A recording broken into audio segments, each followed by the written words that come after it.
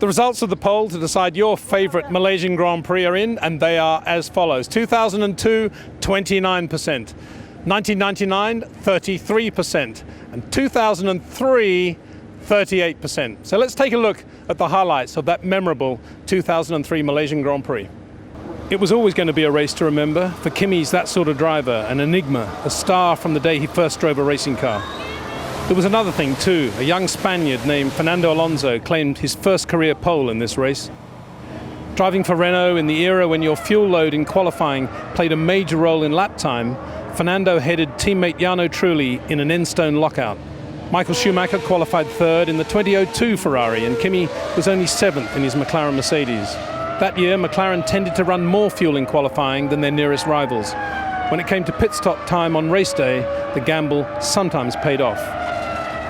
This was certainly the case in Malaysia, where Fernando took an early lead but stopped much sooner than Kimi for fuel and tyres. Raikkonen had quickly sliced through the early lap traffic and was in prime position to take the lead when Fernando peeled into the pit lane entry. Excellent pit work by McLaren did the rest.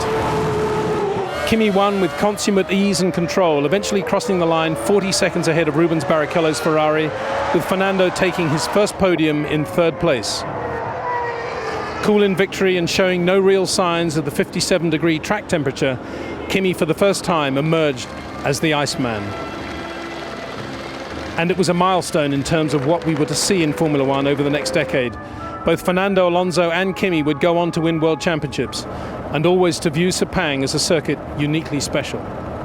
It was unbelievable. It was the real first test also physically for me, because in a competitive car, doing here in Malaysia with those cars that we were running very fast, I remember the race very tough. I enjoy, first pole position, first podium in career, you will never forget that day. Should have had more fuel in the car. But probably you will not qualify in pole position, so there is a trade-off that you need to make, and it was a nice experience. Thanks for taking part in the poll. Let's hope we have another great race here at Sepang in 2015, and look forward to another poll in the build-up to the Chinese Grand Prix in 2 weeks' time.